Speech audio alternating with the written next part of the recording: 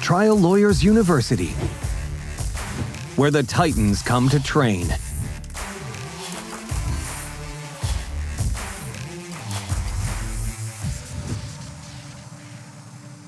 Produced and powered by LawPods. Well, happy day, everybody, because we're here with Mike Hill out of, what part of Ohio are you from? Cleveland? I'm everywhere, man. But yeah, based in Cleveland, but everywhere. So Everywhere in Ohio. Everywhere in Ohio.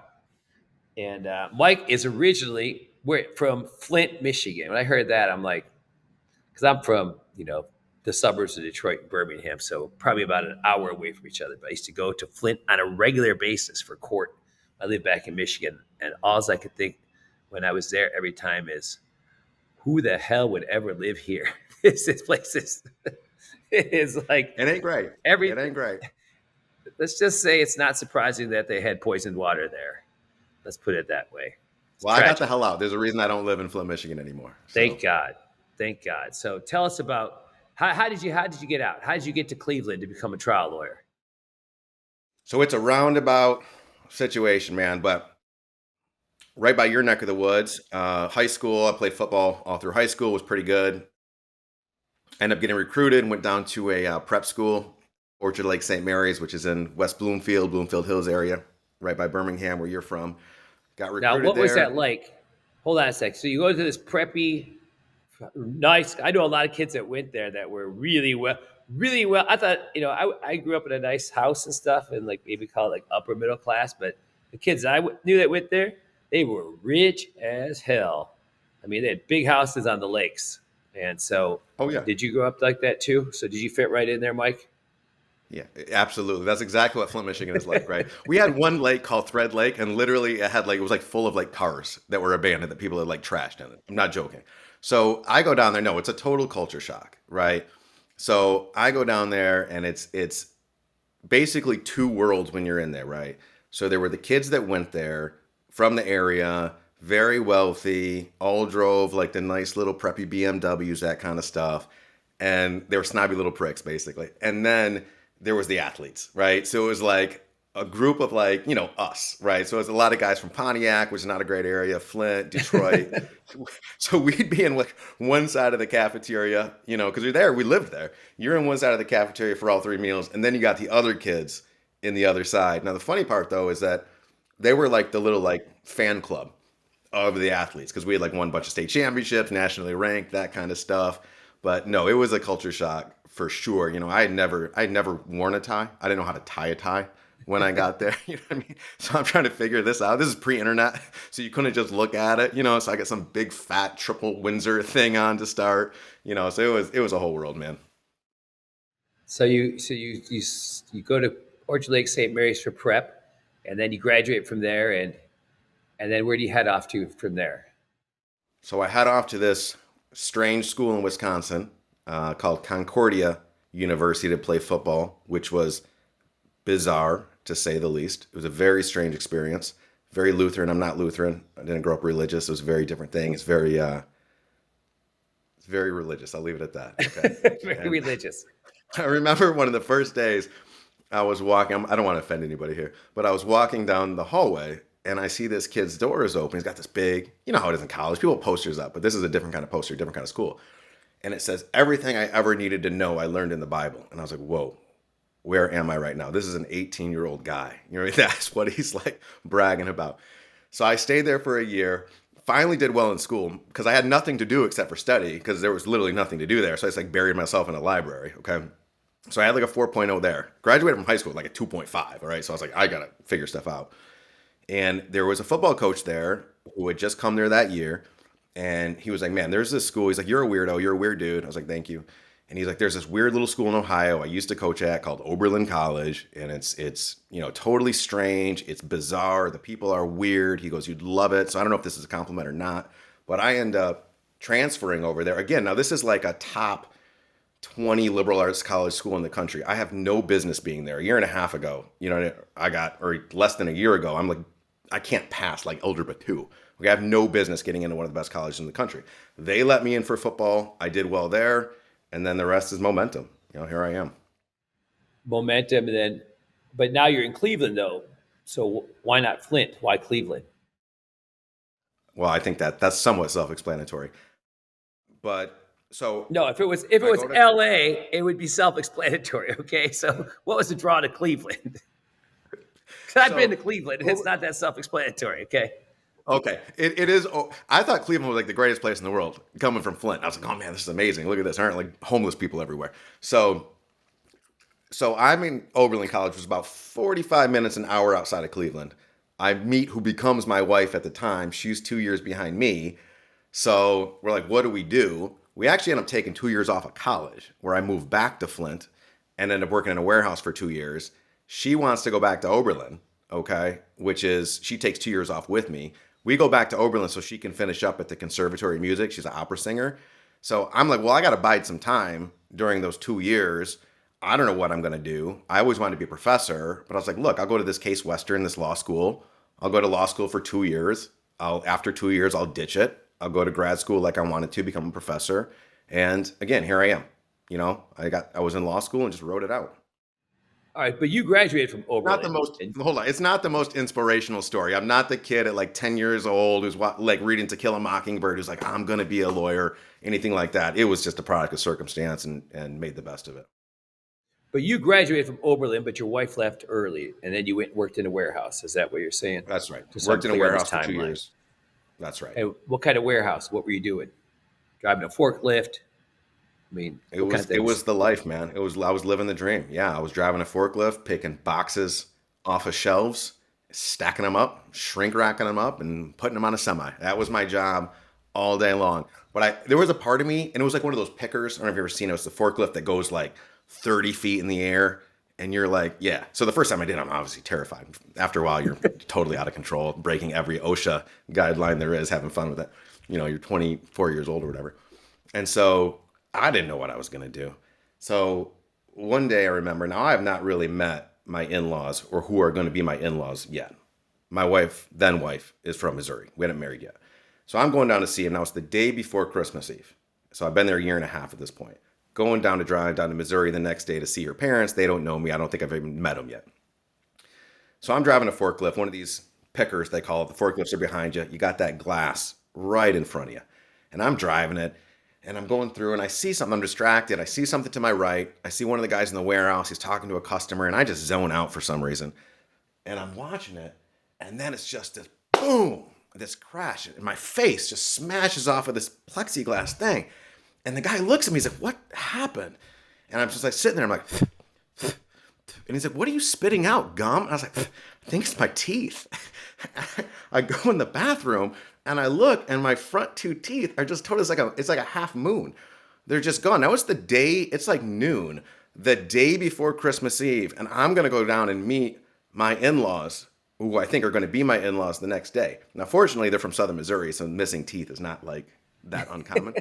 Okay, but Not a deal breaker for them. yeah, right. So I end up, the guy puts like a bond on, he's messing with my teeth, it's like all glued up, which is what I have today. But at that moment, I was like, you know what? I've been putting this off long enough. This manual labor stuff, me bouncing my face off of forklifts, picking, I gotta find something else to do. So that was like, I'm taking the LSAT. Like whenever the next time the LSAT comes around, I'm taking it. So that's my glorious path to becoming a trial lawyer. All right. See, I say, but for the losing the teeth, who knows? You might have thought that being a picker That's the life driver for me. was for you. Maybe so. So you go to school, you graduate, you ditch the professorship, you graduate from law school, from Case Western, and then tell us about your journey from that, getting your bar card to, like where was your first job and how'd you get to where you are today? Yeah, so my first job, I actually started as a clerk, and it's a great law firm in Ohio, very prestigious trial law firm. So, law school, I did well, top 10%. So they really funnel you into corporate law, big corporate law. It pays the best. It helps their rankings. It's kind of the prestigious thing to do. So I go and I interview at Jones Day. This is the summer after my second year. And I'm meeting with a big products liability partner. Now, I don't know anything about personal injury law other than what I learned in torts. Okay. So I'm sitting there and I don't know what I'm talking to this guy. He's obviously he's a big shot, right? He's like the head of their products liability division at Jones Day, right? So I'm sitting there and I can't really think of anything to say. So I just ask him, I go, hey, what are you most proud of as a lawyer? I don't know why I came up with that question, but he looks at me. He thinks about it for a second. And he starts talking about this MDL, this multi-district litigation he had. And it was for some kind of faulty hip that somebody was putting in. I don't know if it's Stryker or something else.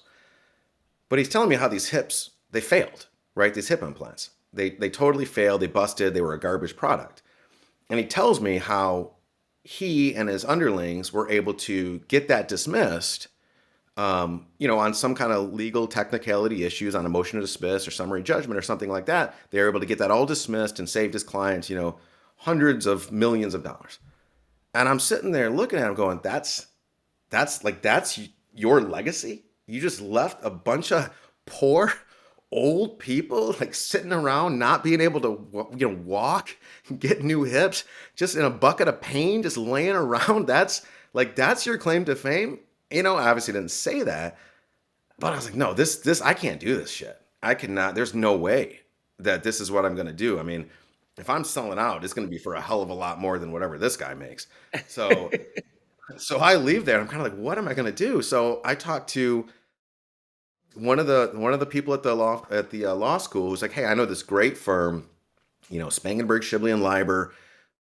Go apply there to be a clerk. You'll learn great stuff. Now I didn't know who these people were, right? I thought I was like, oh, personal or injury law, they must not be very good. Seriously, this is where I was coming out of law school because you're taught that, right? You're taught like, oh, personal injury lawyers, they're not any good at being lawyers. So I went there and I loved what I was doing. And so, I started doing a lot of civil rights stuff, a lot of motion practice, doing all the research. I'm living at that office. I mean, you're going to school during the day. I'm like spending the night there, but I'm not telling anybody really. I'm like, no, I'm only working, 20 hours a week, but I'm getting like so much done. They're like, man, this guy's so efficient. I mean, this guy's incredible. So then they offer me a job and I just stay there. And that's where I stayed like my first 5 years. And because I had already worked there and had been working on cases and kind of proven myself, once I became, a lawyer and got my bar card, I just wrote it out. And they were like, all right, stay on these cases, keep going. And so I started trying cases there my first year, which is pretty incredible. I mean, there were a lot of shit cases in the office because we had one lawyer who was really nice and would take up cases for terrible business decisions because he was a nice guy, but then nobody wanted to work on him. So they would just like gather dust. So I would just run around and start grabbing those cases and be like, hey, can I work on this case? And I was like, yeah, great. Because otherwise, we're just going to end up dismissing it or something. So I would run around and work on these cases.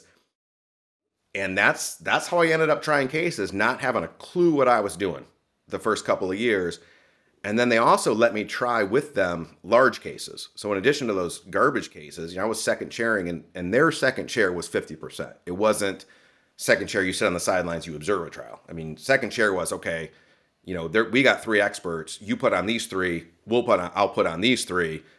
You cross these experts, I'll cross these experts. So, I mean, I remember my second and third year, I'm crossing like, top vascular surgeons in the country. I'm scared to death getting up there. I don't really know what I'm doing, but you figure it out as you go. So that's kind of my journey. So you were at this law firm, Spangler, and they gave you cases to try. And how many years did you spend there? So I was there for 5 years, and then I had a really nice verdict in a nursing home case. And nursing home cases have always been very undervalued in Ohio, very undervalued in my old law firm. It was basically they treated them like a PI case, but the person was old, right? They didn't have any money. They didn't have any economic damages. They had a year or 2 left to live, if that. Let's settle it for $100,000, $200,000 if it's a great case. So I ended up taking on a case, me and an associate. I actually came on the case kind of late to try it. And we started. So what was the case about? Yeah, so give us a thumbnail, man. Don't tell us. Yeah, this is like a 78-year-old. I'll give you. Yeah, so here's the Cliff's Notes version of it. This is like a 78-year-old woman who'd had a couple of strokes. She was a 2-person assist, so 2 people needed to roll her in and out of bed. 1 person rolled her right out the other side of the bed, breaks her hip. She ends up dying about 2 months later. Medical examiner confirms, hey, she broke her hip. That caused the decline. She died from that. So I get into the case and I start digging into it. And I realize like a year before, the exact same thing happened. 1 person rolled her out of bed. That's why they had the 2-person order. She was trapped underneath like a end table for like an hour when that happened. I was like, this is pretty disturbing, man. So the partners, though, were like, hey, settle this case. As soon as they get to $250,000, you settle this case. And I was like, I'm not doing that. So we start getting close to trial, and they offer $250,000. And I was just like, no. And it's not my money. I'm not playing with my money at this point, right? So they're like, no. I'm like, no. And defense offers more money as we're getting into trial now, opening statement and stuff. And I'm like, no. Keep offering more money. No. So I'm texting my partners, or the partners at the time. They're like, hey, they offered $1 million. And they're like, are you taking it? And I was like, no. And they're like, what? They're like, you better win. I was like, we'll see what happens. So I keep going with it. You better Because win. at this point, I'm like, at this you point, I'm already arrogant punk. Yeah, that's exactly right. Exactly. So, you got momentum, man. You haven't been punched in the face too many times. You're like, I believe. I can walk on water. That's right. So we end up getting in front of the jury. We don't know what they're going to do. And they end up hitting it with $5 million. And I was like, oh, there's something to these cases. And it's not just the money. I believe in these cases, right? This is total corporate malfeasance. It is just, a race to the bottom. How do we have the worst nursing home, maximize our profits, but keep people coming in and making it look good? So I got really invested in these cases, really invested in the families like we all do, and realized that, look, not just is there a lot of money to be made here, but we are totally undervaluing these cases as a profession. I don't want to be a part of that. And if I stay at this firm, and it's no knock to that firm, it's just the way things go, that's going to continue. And I had had enough. And so I jumped ship, started my firm February 2017, became exclusively nursing home, and that is all I've done ever since. Does your firm do anything else besides nursing home? No, that is the only thing we do. That is it. We'll do some assisted living cases, but that's just kind of nursing home light, basically. Yeah, not real nursing home stuff. Right. All right. Well, that's a fascinating $5 million verdict. And how many years had you been in practice when you got that $5 million verdict? 5 years. But I'd already at that point had, a number of kind of that mixed 5-chair or first chair, second chair structure where we had me and my partners together, 5, 6, $7 million verdicts at that point. So that was not surprising, I should say, that $5 million. It was just the first time I had done it kind of on my own in a nursing home case. How did you determine, like when you asked the jury, did you ask them for $5 million? What did you ask them for in your closing? I'm just wondering, how'd you come up for that set of damages? How'd you come up with that number? So it was $10 million and was the ask. And they came up with $5 million, which was exactly the amount that we were able to show to the jury that basically they were understaffing the facility. And I won't get into the technical weeds, but there is a way to show what they're charging Medicare for the amount of care that's needed to be provided and being given across the facility, and what they're actually hiring out for staff. And there was a gap of $5 million. That's basically what they had stolen from all of their customers, not just, my client, but everybody. And frankly, these are Medicare and Medicaid patients. So from us as taxpayers, that's the amount that they had taken.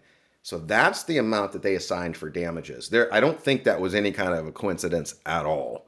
So I think in these cases, as I tell everybody who will listen, so much about the damages is based on the aggravating conduct of the nursing home itself, far less than the individual person who dies, who's 80, 90. I mean, I'm going to trial for a 97-year-old here in 2 months. They've long outlived their life expectancy at that point. So it's really about the conduct here when it comes to damages. Really probably more so than any other of these cases, that I've talked to people about. So let me switch gears here for a second, Mike. So you're pretty, what are you, 40, 41? How old are you? I'm 41 now, as of September. As of September. So September what? What's your birthday? Just in case people want to write it down for next year to send you a card. All right, I'm September. Right in the I'm September 8th. I'm September 8th, buddy. So it's typically people born in September are higher performers. That's what I've always thought. That's what I always told myself. Born in September, I'm destined for success. I can't avoid it. I'm sure the research bears that all out. Absolutely. I read this book, Outliers, and it says, more successful people are born in September than any other month. I just made that up. another story I tell myself. But so you're on your way to you know being.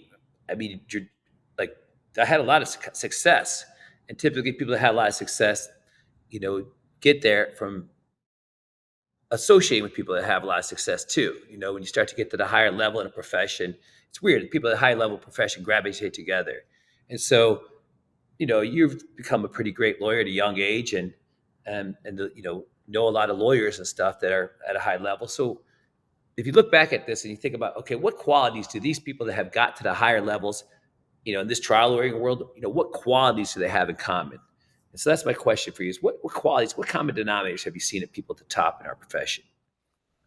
So a few of them, and I don't know why this is, but the better the trial lawyer, the more successful they are.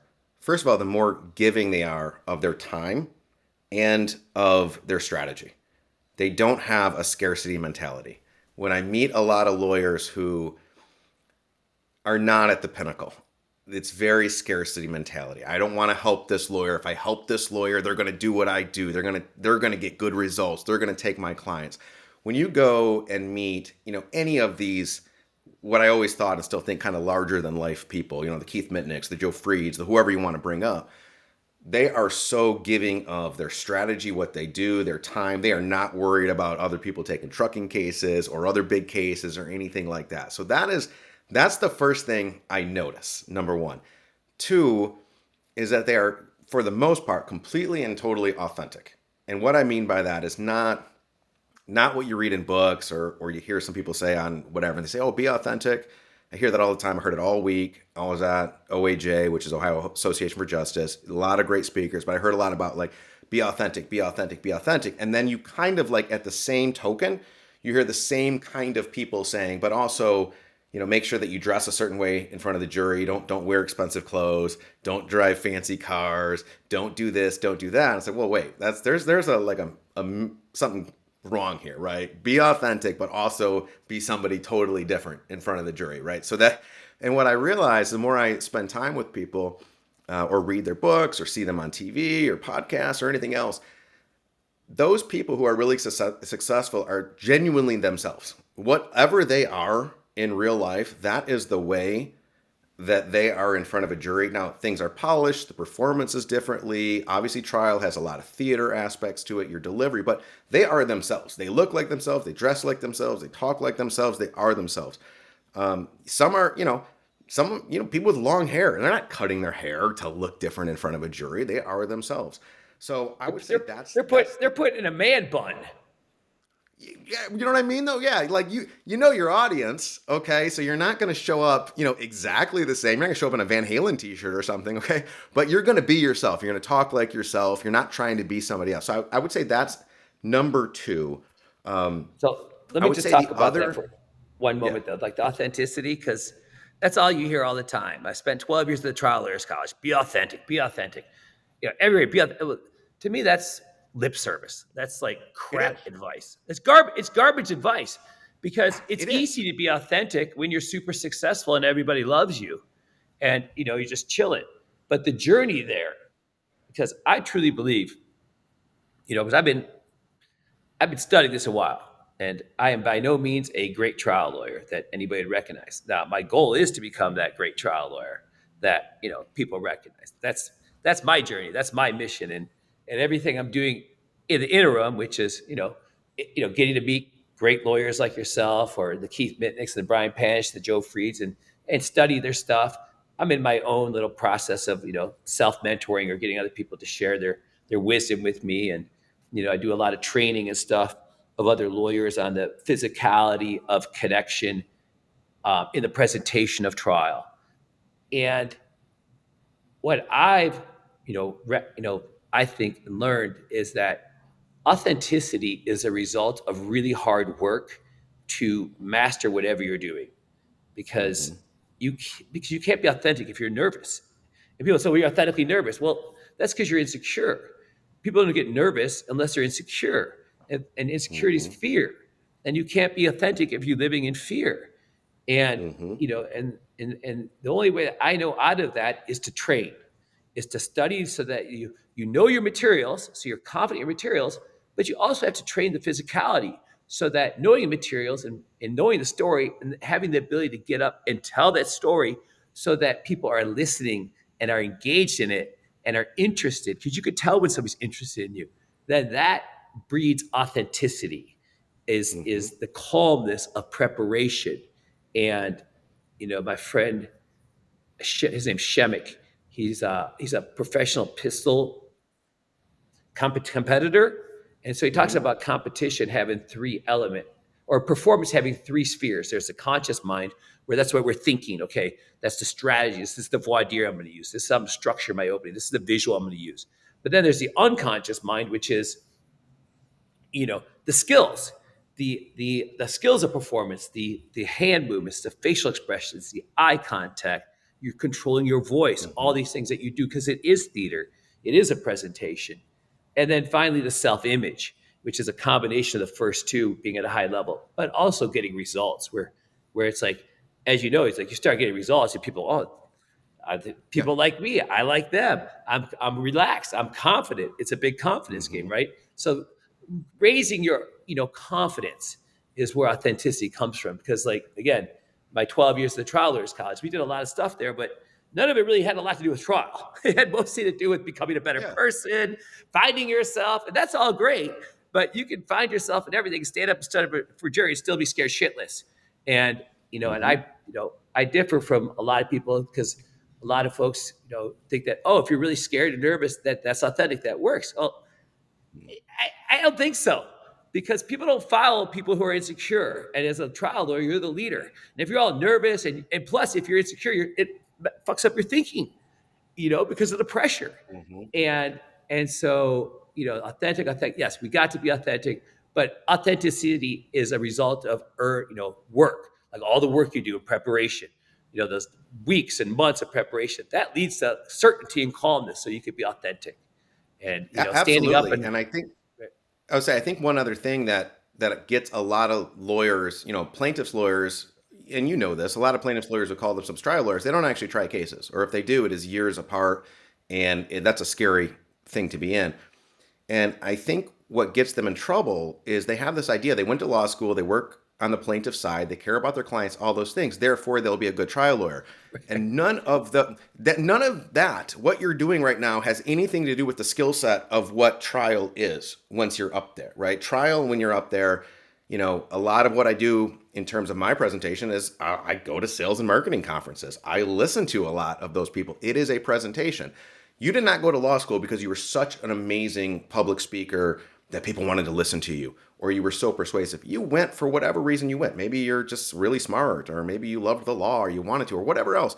But law school doesn't train you to do that stuff. I mean, it makes it worse. Your first year of law school makes you strange and weird and neurotic and just talking in these big, weird words that no one gives a shit about. And you look like a pompous asshole to people when you say them.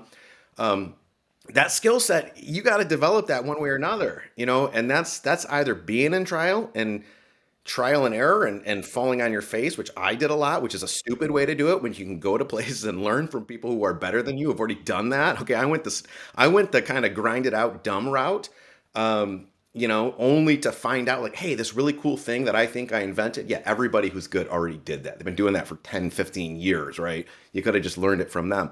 But I think learning that skill set and not somehow thinking that you being a good lawyer makes you a good trial lawyer. Those are two very different things. And I don't know if you agree with me or not.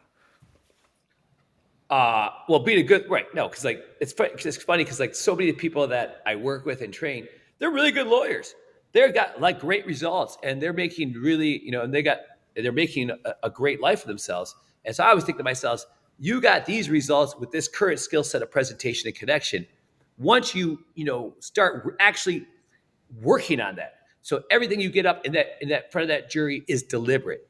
Your facial expressions, like, when you say good morning, you're controlling that face so you Hmm. have a warm face as you make eye contact with all of them for just a moment.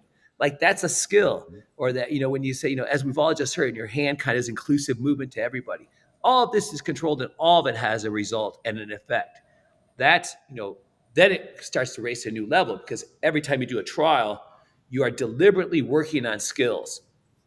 Hmm. And it's like my friend that just finished a trial got a great result, but he's like, I was really insecure with my my cross. I'm like, well, because it was about an expert, right? And that's especially as a Hmm. younger, he's only been practicing law a couple of years, but he was doing it with a more senior lawyer. And I'm like, well, what'd you do to prepare? He's like, well, I wrote out all my questions. I'm like, well, did the guy you're trying it with, did he play the witness? Did you practice it? And in front of a couple of your other people at your office, so you could see what it was like and with the dynamic of connecting with the cross and how it's going to affect the jury and how you're going to use your visuals and Hmm. and see your rhythm, check out your word choice and the presentation, everything's like, no. I'm like, well, that's what you need to be doing. If you want to be getting to the top, if you could slowly, your career could slowly on this, slope should get better if you have somebody mentoring you and you're doing trials. But it could be like, boom, boom. If everything you're doing delivered, everything's prepared, you're doing that cross not just once, maybe twice, or before you go to trial, because people do focus groups, and most people do focus groups. They're just like shucking and jiving up there, testing out ideas. They're not really like trial ready, prepared. But like I think the most valuable focus groups before trial, right before trial, it's no longer time to think of your theme and whatever. Like what's the fact? It's like, okay, do your voir dire for 2 hours in front of a focus jury. Do your Yep. opening for 45 minutes. Put your And video plaintiff it up there and and video it videotape and it. do a direct, right. Do a direct and cross up that plaintiff. Videotape it, play it back, have somebody coach you and give you their insights that knows more about connection than you do, or and then refine it, make the corrections on all aspects of it, whether you're not looking at your visuals, you're using them, or you're missing opportunities to follow up and loop jurors together, or whatever it is, or helping your client get comfortable in front of exposing their vulnerabilities and their emotional state in front of strangers. That's not easy for a lot of people. But you do that once, make the corrections, do it again. Then a third time, now you are really ready with your best performance, because the Hmm. biggest improvements happen between the first and second time. But then that way it's like patterns. The patterns are built into your mind. Boom, boom, boom. Now you're prepared. Now you're relaxed. Now you can be authentic. But people don't, Yeah, absolutely. it's crazy how little people prepare or, And for it's the just like actual. I've heard theater.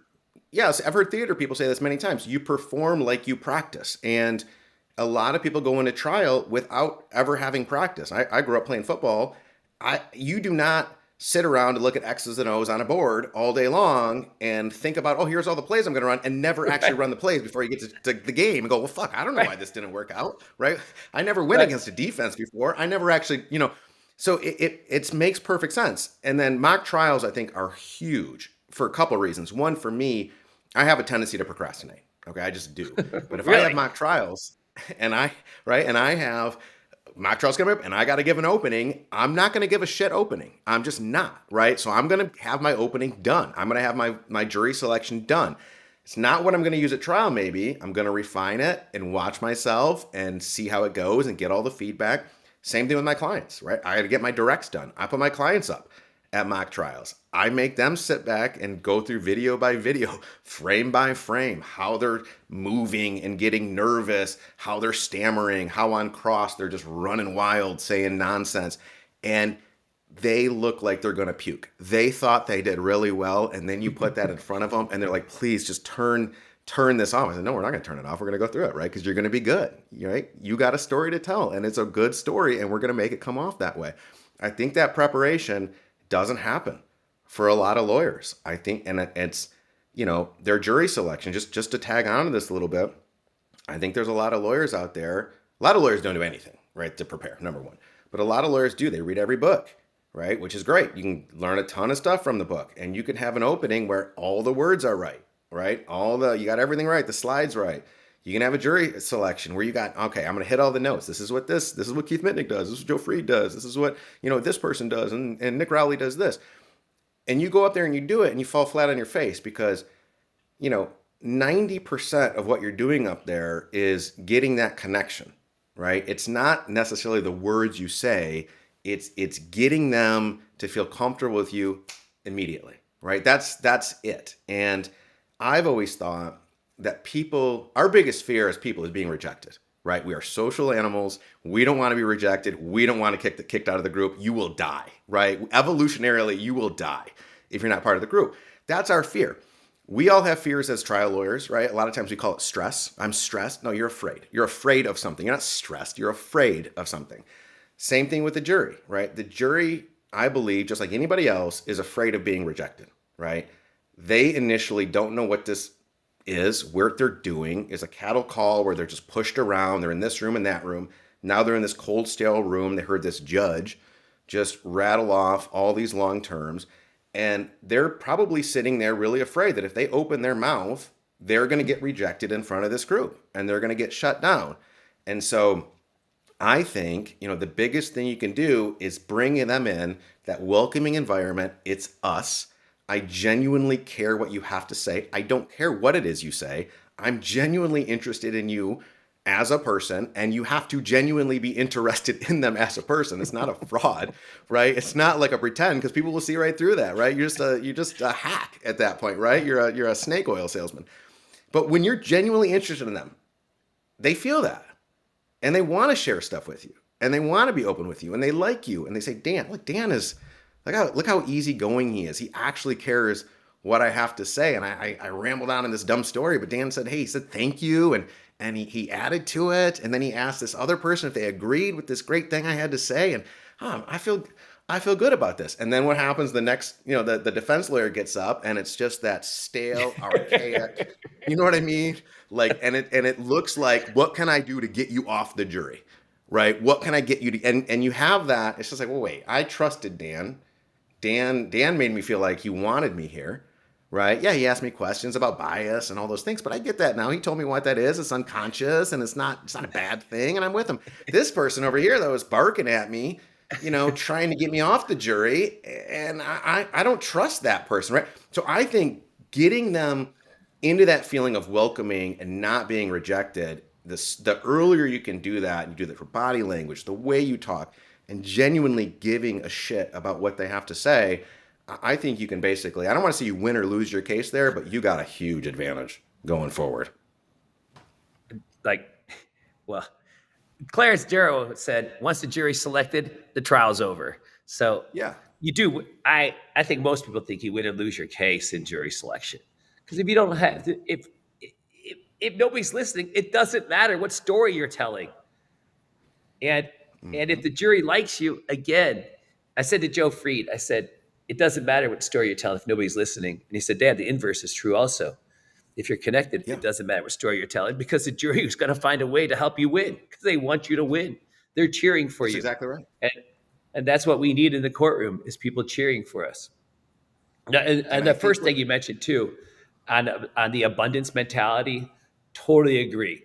It's like the people with the abundance mentality, they're always, but they're always teaching, and they're teaching good stuff. They're not just out there sharing and teaching so they could just give you a few nuggets to show you how great they are so you can bring them their case. It's like, sure, every great trial lawyer I know, they want to work on big cases, okay?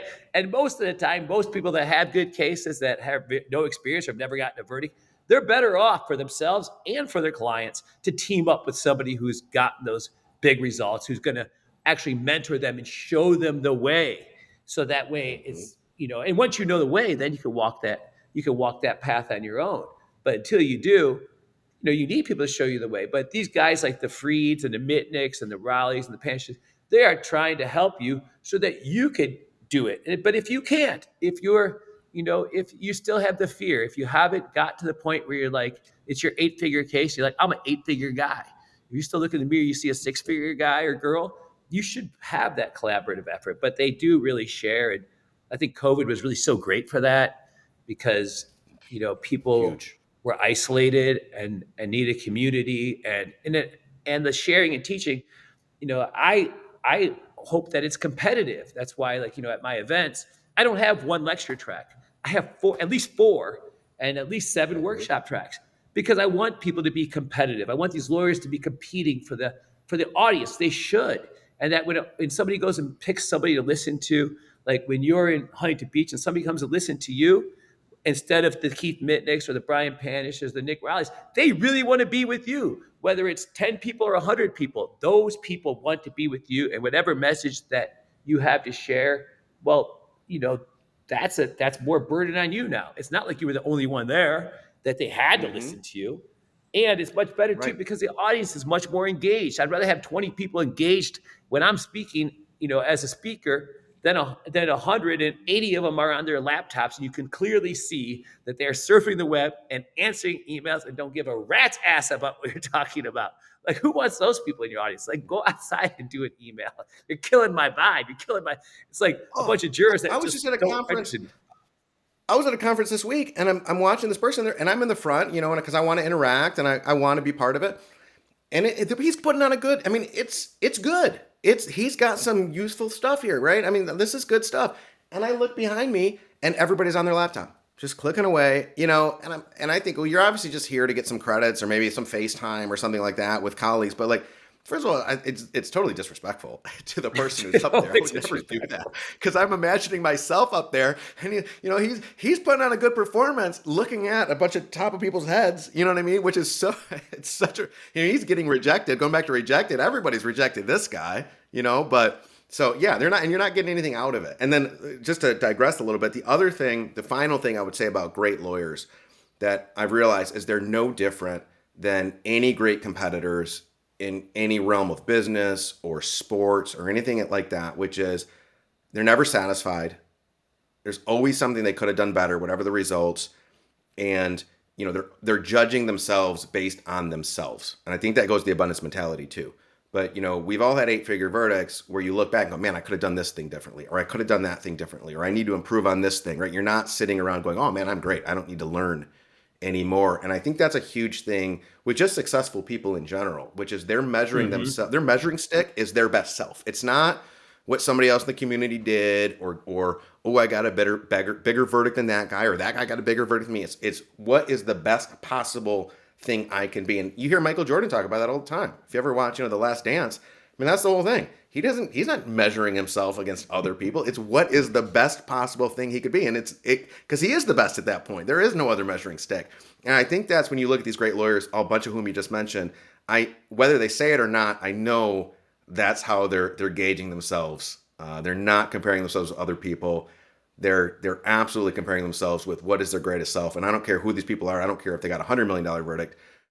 There's still something that they could do better. And they spend the time afterward pondering about what they could do better instead of just resting on their laurels. And I don't know if you've experienced that yourself, but that seems to be front and center with a lot of these people.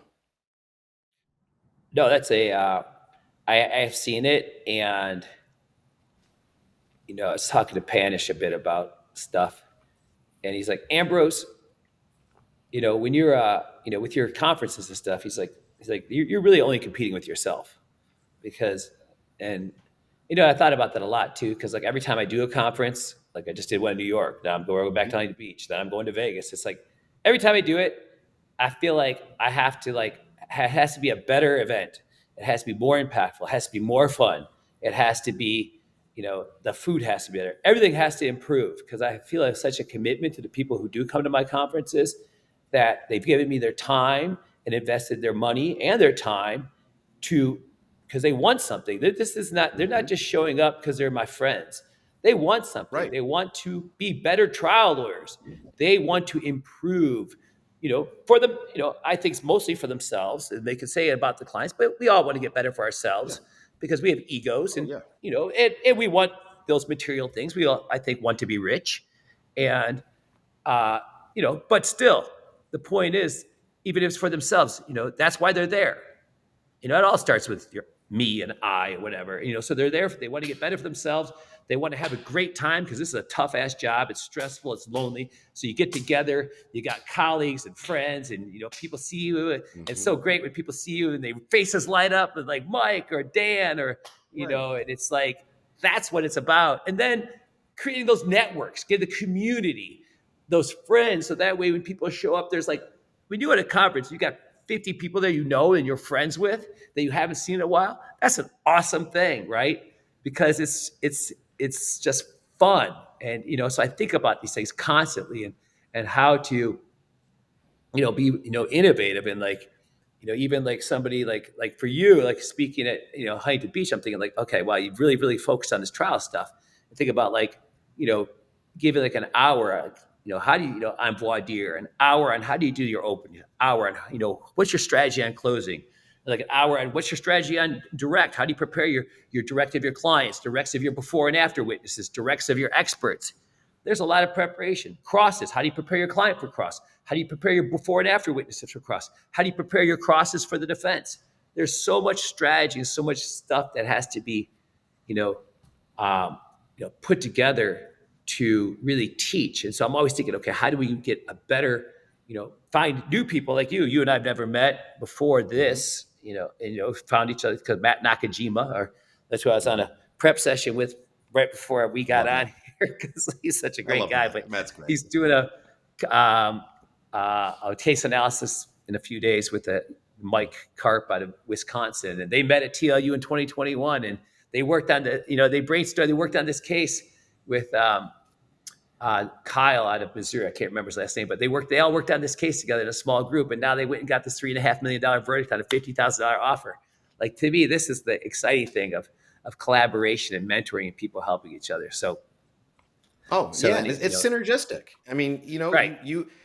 I do things differently than, everybody takes from other people. We do, right? We plagiarize. It's not bad. We all do it. But then you have your own spin. You know it works for you. Your demeanor is different. The way you deliver things is different. You tweak it a little bit. And the more you see and rub elbows with people like that, the better you get, right? Because Nick Rowley's style is, I love Nick Rowley. I think he's amazing. I watch him. He's incredible. But the stuff he does, I cannot do without pretending to be him, right? We could not be more different in our delivery, the way we speak, the way we act. We just are. I'm never going to be him. And I did that early in my career. I would try to be somebody else. And you think it's great. You do it by yourself. You don't practice it. You get in front of a jury and say, wah, wah, wah. You know what I mean? It just doesn't go anywhere. So I think learning how people tweak things a little bit, take from somebody else and make it their own. And that's kind of what I mean, that authenticity. And that is confidence, and that is skill, and that is having tried it in front of other people. And what do they always say, right? The old cliche, you are the 5 people you spend the most time with, right? And I know a lot of lawyers who just spend time with people in their office, and there's a reason that they're never getting better than the other people in their office, right? Nobody's pushing them. And I'm going to go back to sports because I'm kind of dumb, and that's what I relate to, is you always hear. You've been hit in the head a few times, both with a helmet, without a helmet, lost some teeth. The CTE is for sure, I'm sure, gonna make its appearance here at some point. But the best wide receiver wants to go against the best cornerback every day in practice, right? Because that's what makes them better. That's who they want to spend time with. They don't want to just go beat up on whatever third string bozo happens to be there, right? So you're always spending time learning from those people, getting in front of those people. If it's a workshop, they're going to get you off your feet, put you in front of people. They're going to challenge you. I think people that are successful want that, want to be in their company. And I think obviously Trial Lawyer University does all of that. Even if you don't want to, I think it puts you in that situation where you have to. Always getting better. So speaking of always getting better, Mike, what are you doing on a regular basis to improve your craft? Improve my craft. So I think, a lot of what I do, so I used to have, actually I don't anymore, but I had such a fear of public speaking, you wouldn't believe it. I did not in college. I didn't want to raise my hand. I was terrified if somebody called on me. That was not me in any stretch of the world. In law school, I was like having a panic attack that somebody would call on me. So the idea of standing in front of a group of people that, basically my client's livelihood, and frankly, my livelihood depends on, is totally, that is not a thing that I could have ever imagined doing. But so learning how to do that, going back to the skill set, getting over the fear of doing that, that is probably the biggest thing that I have done during the course of my career to get better and continually improve. And a lot of what we do, and I don't want to, everybody who tries cases knows this, but I don't want to undermine what we do, but it is entertainment. What we do has a level of entertainment. You go look at these old courthouses and they have, some of these have multiple rows, right? They got tiers, they've got like a mezzanine. That's what people did before TV and that kind of stuff. They would go and watch Clarence Darrow. It was a show. It was entertainment. So I don't mean that you make it shticky or anything like that, but you have to be able to try a case in a way that keeps people engaged. It has to, I think, mirror in some ways their expectations. I mean, they watch Law and Order. They see how things go. Things move quickly. They learning how to present. I think I said before. I do a lot of sales and marketing kind of conferences. Why? Because part of what we do is sales, right? We are always selling ourselves. We're selling our case, not in a manipulative way. We're selling a concept to the jury, right, of how they're going to feel when they find for our client, right? How they're going to feel when they did the right thing, how they're going to feel when a member of our community is represented, they get full justice. Their life, the life of a father, a grandfather, a brother, a sister, whoever it is worth millions and millions of dollars to this community. They walk out of there feeling that way. But that's what we're selling them is that feeling. It's a concept. You don't, just like you always hear if you go to these conferences, you don't sell a product, right? You sell a concept, you sell a feeling, you sell a problem that you're solving. So I think that is probably the biggest thing that has helped me with my craft that I have to continue to work on is that performance aspect of it. When I first got licensed to practice law a long time ago, like I literally stuttered for the first 6 months in court. I was so insecure, so nervous. And I had this buddy of mine, we're having lunch, and I'm like months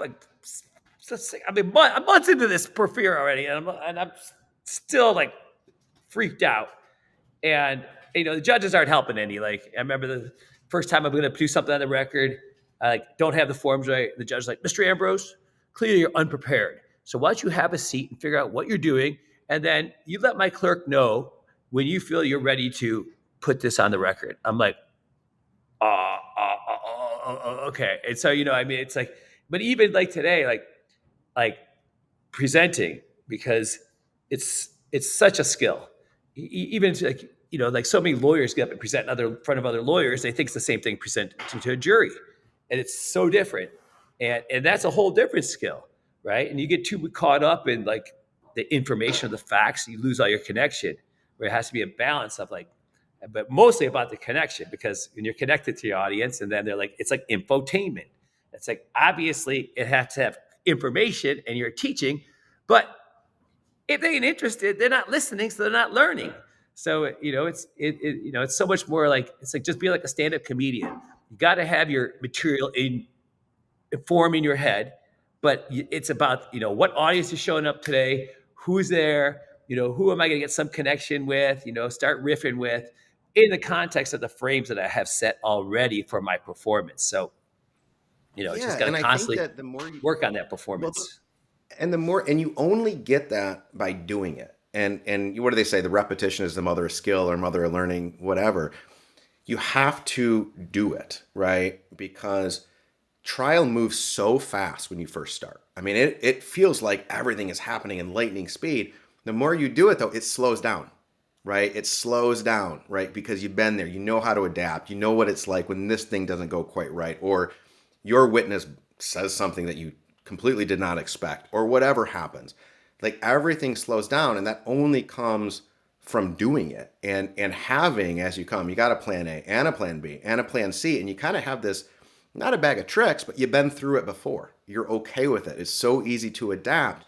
And when I say repetition, I don't mean you do the same thing over and over again, right? We know lawyers, defense lawyers in particular, they get out the same dusty jury selection every time, right? It doesn't matter what the case is. You've tried cases against them before. You know exactly what their opening statement is going to be. You know exactly what their closing argument.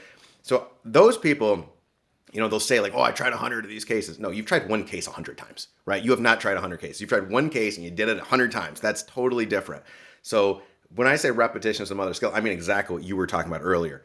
Training, right? Doing it in front of people, breaking it down, knowing your audience, and your audience is different in every case, right? The way you present things is going to be different in every case. The order of witnesses, maybe your jury selection is going to be different, right? All of that, though, knowing, right, how you present certain things, certain images, visual, all that's going to be different based on your case, based on that infotainment, based on hooking people in. They want to hear more, right? They want the story to keep going, right? Oh, tell me more about that. Like they want to be following along. All of that happens, though, I think, from repetition. And I don't mean just repeating yourself, but I mean literally going in, practicing, learning, getting over your fears. And the only way I got over my fears is doing it. There's no other way that I did it, right? I mean, it's like immersion therapy. You just do it, right? I mean, I remember going back to your story, I was in the criminal clinic. I'd never been in front of anybody. I don't even know why I signed up for the criminal clinic. I don't even think knew I was going to be in court. I had a DUI case, and I'm in front of this judge she's probably been a muni court judge for 30 years, and she is not a friendly person. And she is not friendly to a law school. You know, some people go like, oh, he's a law school student, I'll take him under my wing. That was not her. She's like, I'm going to show him the ropes. I'm going to show him how this goes.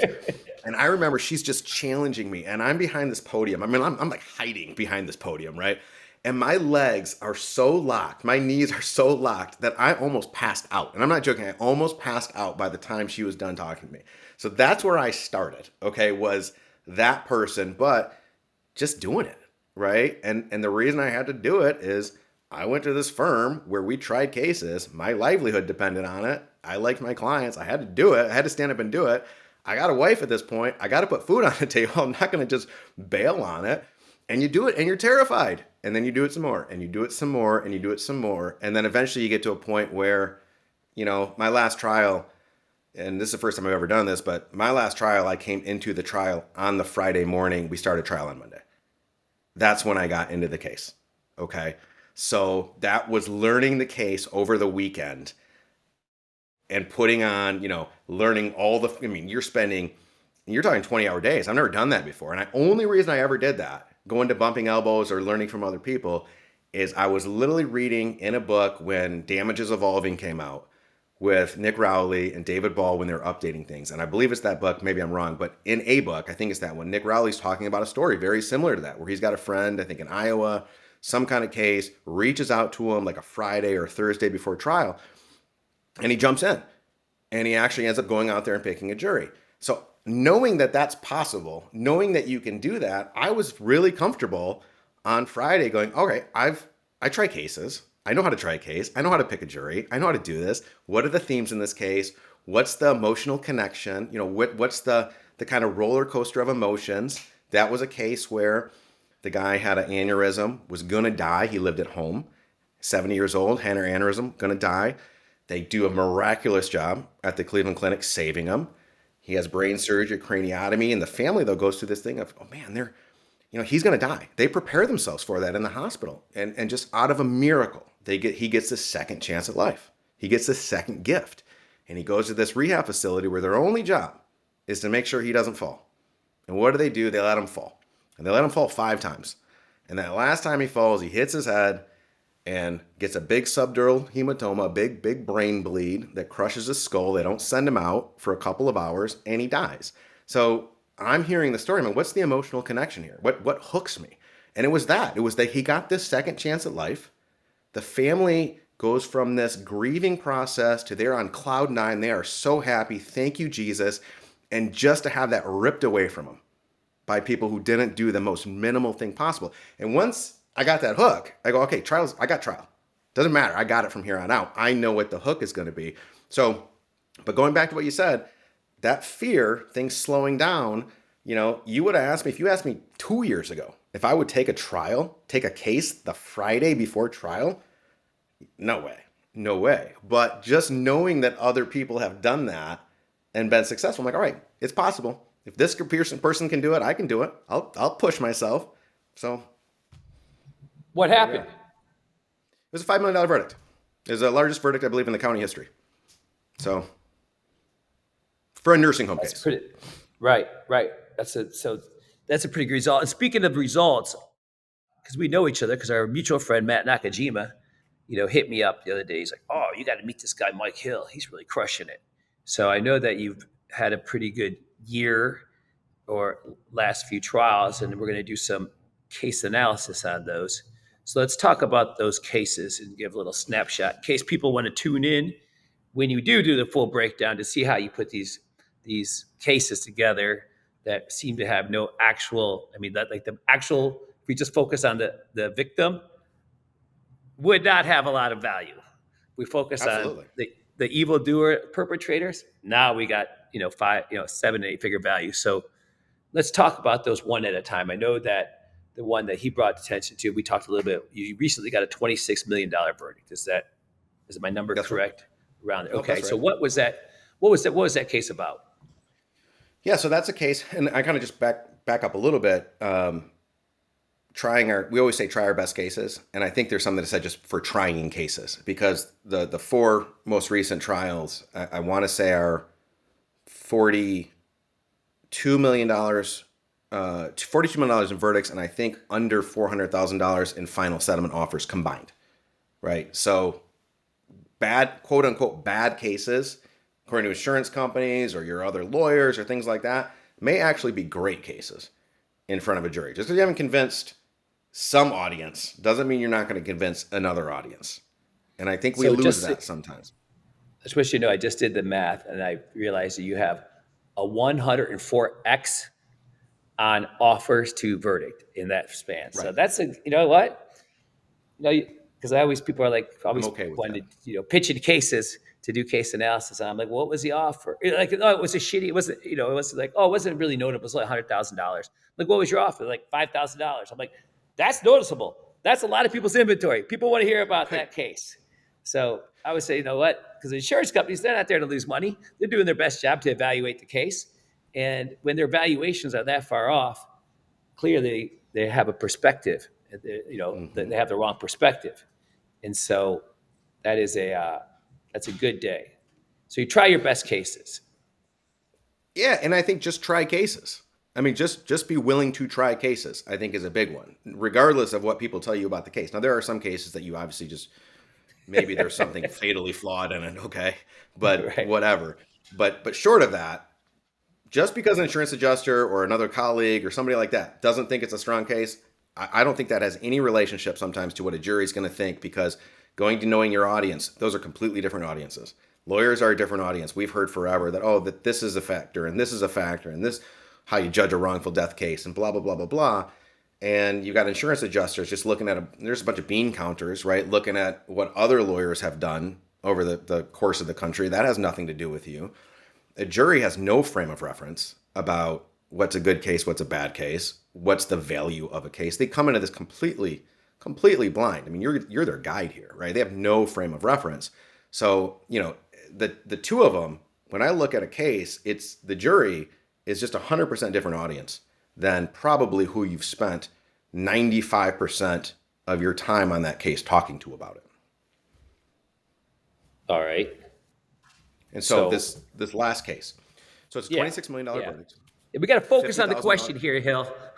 Hey, you know me, I'm all over the place, all right? You're all over the place. You got this attention Just let me deficit talk, and disorder. I'm I'm like, everywhere. ask you one question. You're over here. Okay. My Focus ADD it. is- What's this case about with your ADD? Yeah, so it's a $26 million verdict. It's a $50,000 final offer. That's the last offer, $50,000.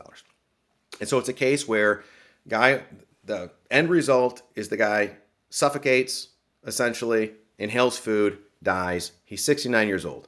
He's been institutionalized his whole life, essentially. 19 years old, shot in the head with a shotgun, survived, left to die, basically on the street in Cleveland. Terrible neighborhood. Has a bunch of mental health issues after that, as you can imagine, being shot in the head with a shotgun. One of those things is he scarfs food. It's literally he's scarfing food. He will inhale food if you allow him to do it. Well, he's institutionalized his whole life. He's got some issues dealing with people, if he doesn't know you. I mean, he's combative. He says a lot of stuff that ain't so great. Some of it in the records you read is pretty racist. Doesn't sound great. Now, he's a black guy, but some of the stuff is not good. What he's saying about white people, okay, it comes out pretty bad. And I got an all-white jury and an all-white county he's in. He's fighting people. He's punching people. One of the people on jury selection, raised her hand and said, hey, can I talk to you at sidebars? This is when we first got started. I said, hey, I heard his name and I heard this nursing home and he actually punched me and I had to go on disability because he beat me up. I mean, that's the decedent here, okay?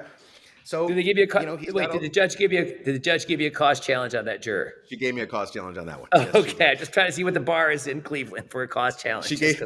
She asked me. She's like, "Hey, are you okay excluding that person?" I said, "Yeah, Judge. I think that's okay." I think I can turn him. I think I'm that persuasive. I can turn him. Go ahead. So this guy, the records are full of refuse, refuse, refuse, refuse, refuse. I mean, it is just, you look at it and go, man, how could anybody provide care? I mean, that's the whole defense. How could anybody provide care to this guy?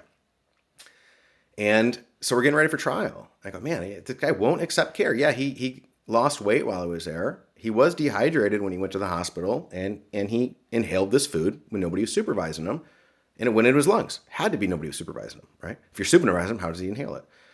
But man, you're looking at it, you go, how could you actually provide care to this guy, right? I mean, this is refusal after refusal. He's punching people. Like, man, I don't know if I want to be around this guy. So obviously you have to get around that some way. There has to be a story here. And there were two stories that came out of that.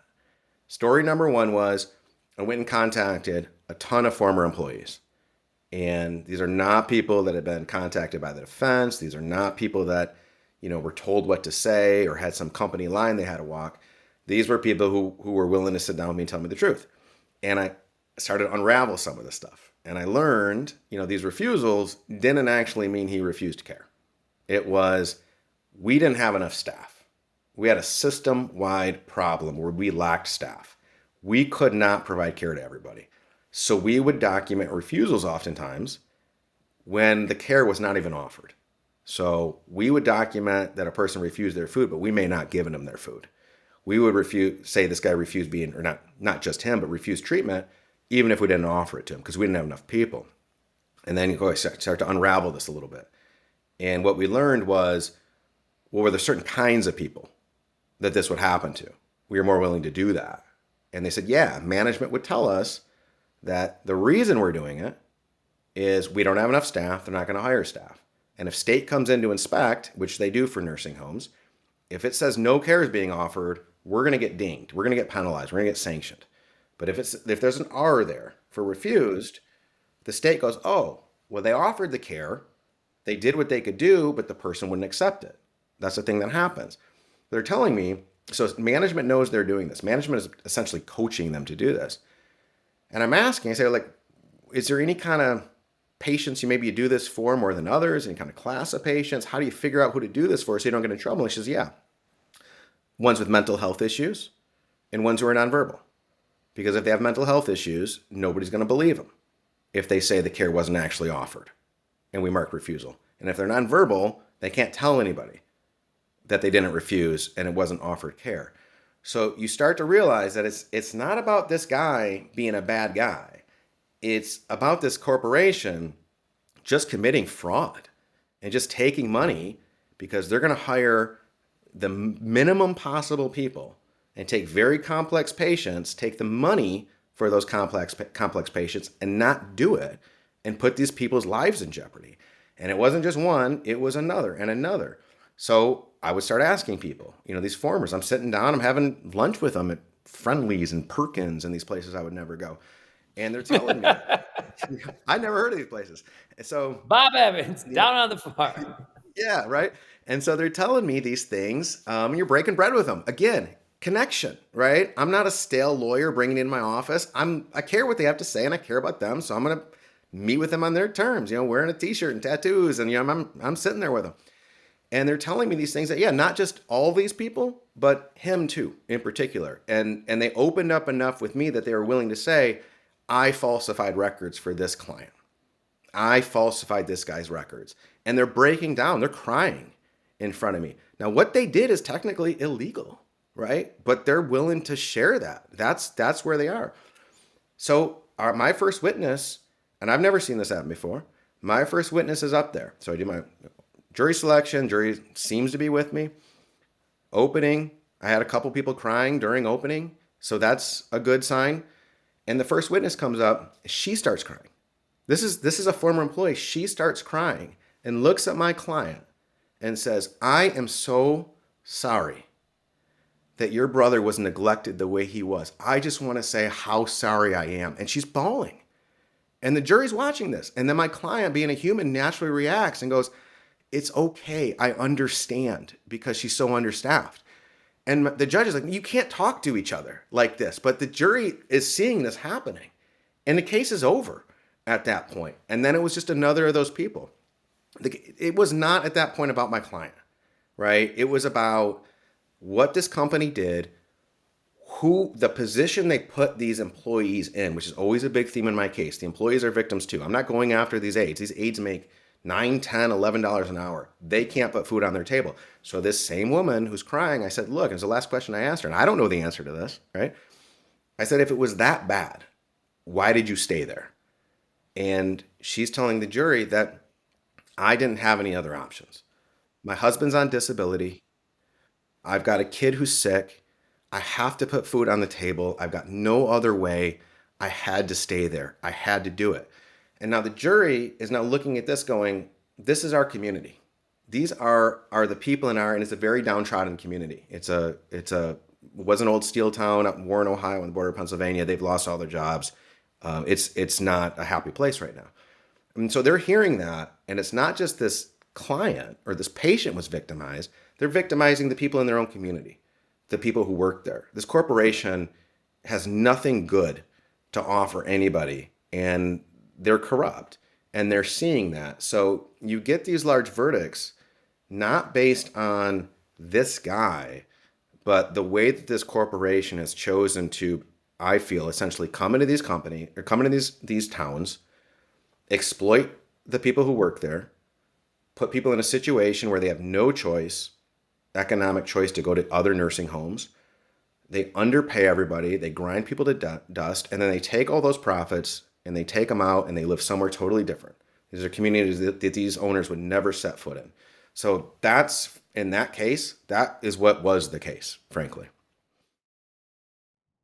That was the case. And let me, 1 second here. So we're going to be doing a case analysis on this trial November 3rd. Oh, wait a minute. I meant to ask you, how'd you find all these ex-employees? Because that's quite the gem. Yeah, shout out here to Paul Luttrell, Strategic company he owns. They're experts in that. And so I contacted Paul, and I came into this case late, as I frequently do. There was only a few months before trial. Not a lot had been done.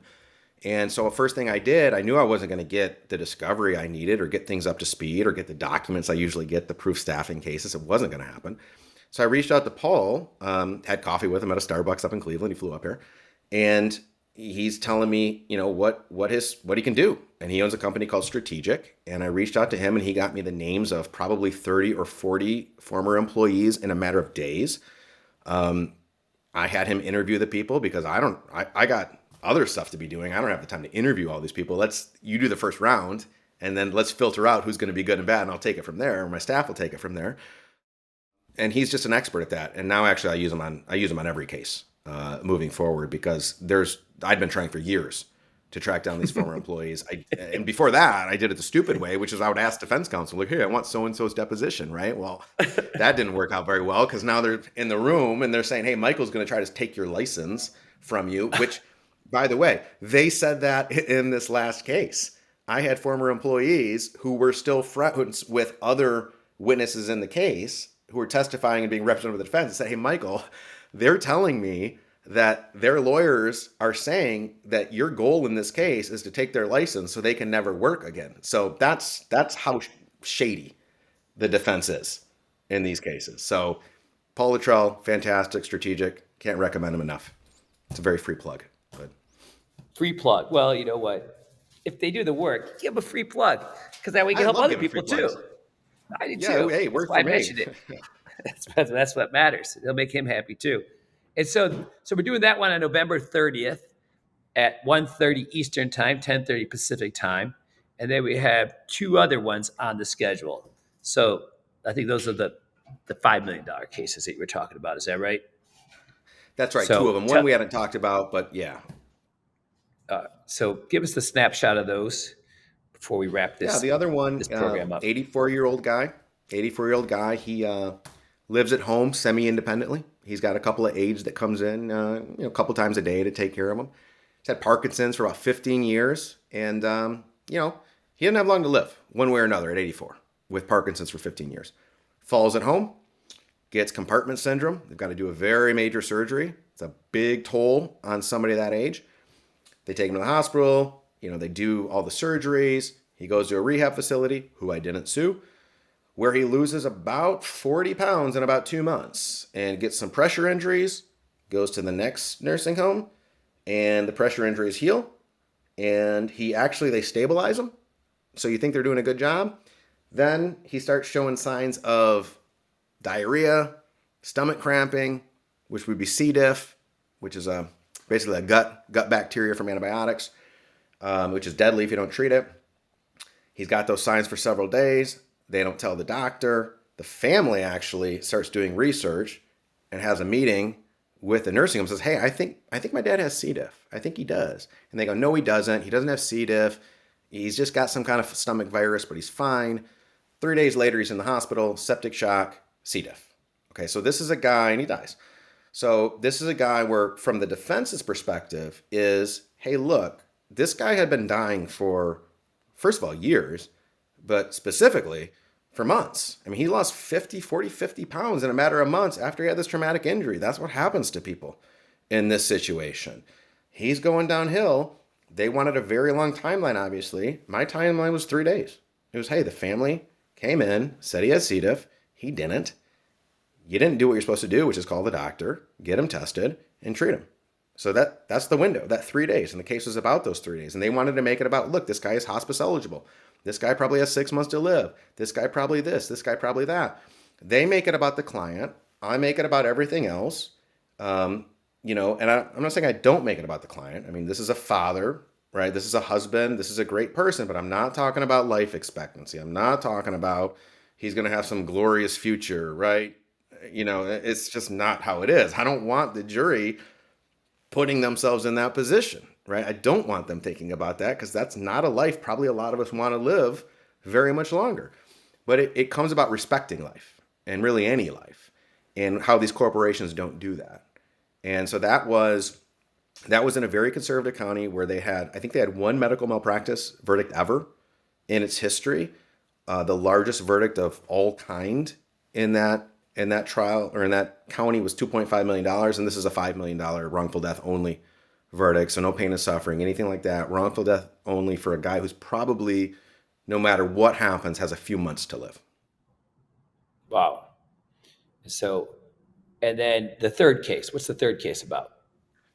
Well, so the third case would be that case that I spoke about a moment ago, where I came in the Friday before, which was, what's the hook, right? That had to be, I have a weekend to figure out what is the hook, right, that a jury's going to get into on this case. What is the most, I'm not going to be doing discovery over the weekend, obviously, right? I can read depositions, but what's done is done. Hey, right? So it is, what is the emotional hook that is going to bring a jury into this and go, this is a thing that can't happen. And that was that crescendo, or however you want to say it, of second chance at life stolen. Got it. And so you're going to come and teach with us for the first time out in Huntington Beach, June 5th through 8th. And that's right. And so what is it that your teaching is going to focus on in Huntington Beach? Yeah, so I think when it comes to the nursing home practice at all, I think it has to come down to how you increase the value of these cases. And we've been trying them wrong. And I was trying them wrong, I think, for a long time, because in the personal injury world, we focus on our clients more than anything. We just do. We love our clients, and I love these families, but it's a very different dynamic, right? If you lose, you have a husband, for example, who's 40 years old, who's got 3 kids, who's a wage earner, and mom's going to lose the house now, right? Without his income coming in, and you've got kids who are missing their father. That's a very different situation than somebody at the end of their life. And if you try the case that way, if you try the case like you would other personal injury cases, I think you're destined to have a very low verdict. And I think that's what we've had traditionally. So I think framing damages in a way very specific for your case, and making that connection to increase wrongful death damages with people who don't have a lot to offer society. These are people that are institutionalized for the rest of their life, and it might not be a great rest of their life, and it might be a very short rest of their life. So that's a huge thing. And I think also one of the things is also just jury selection. I mean, I think jury selection, we talk about it all the time. We all talk about it because we know how important it is. But it's the number one thing that when I go and watch other people try cases, that they fall flat on their face. They just do. And so much of it is, I just watched a trial not long ago where, again, what did I see? It was Keith Mitnick's pie eating contest, right? It's the first thing I hear about is the bias in the pie eating contest, which is awesome.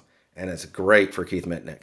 But you clearly have never been to a fair or been part of a pie eating contest or whatever the hell it is, pie choosing contest. You do like cherry pie. We can all tell that you do, okay? It is not you. I love the idea, but it is not at all. You look like you're doing someone else's act. I mean, you do, right? So finding out what works for you, taking those things and making them yours in a way that somebody watches and goes, okay, yeah, this is something real. This guy's not a fraud. Okay. And if you're a great actor, hey, take somebody else's stuff and do it. All right. Because actors do it, right? But you're probably not, because if you were, you'd probably be making a lot more money than we do acting. All right.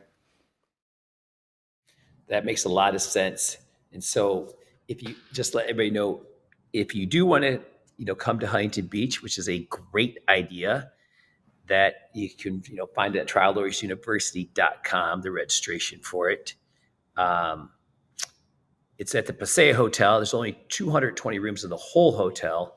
So I was just at a conference this past weekend at NTL's The Business of Law, and I tried to register. I registered 3 months ago, and I still got to the overflow block. I'm like, that's crazy, that far in advance. And the overflow block was a half a mile from the hotel. Overflow blocks are great, but they suck. I want to be when I go to conference, I'll be at the main hotel. And so if anybody out there's like me, likes to be the main hotel, you want to register sooner than later, because it'll probably be filled up by the, middle of December, beginning of January at the latest, because there's so many great trial lawyers coming to this thing besides Mike. But, we got Panish, we got Mitnick, we got Rowley, we got Freed, we got Claggett, and so many more too. This guy, Steve DeBosier from Dudley DeBosier has never been to any of our stuff before. So him and his partner are coming, and he's going to be teaching about trial, and Chad's going to be teaching about business, and just, and just it goes on and on. But also, if you can't make that one, October 16th through 19th is Caesar's Palace in Las Vegas. That's going to be a really big show, because Vegas is pretty fun. I live here, and I get to, and I look out my window every day and I see Caesar's Palace. So it really helps me focus on that too. And if you can't see Mike's webinars live, his case analysis live, they're all recorded and they're all accessible at any time on tluondemand.com, which is also an app for your phone, which is really modern, having an app to learn. I just discovered this a few months ago.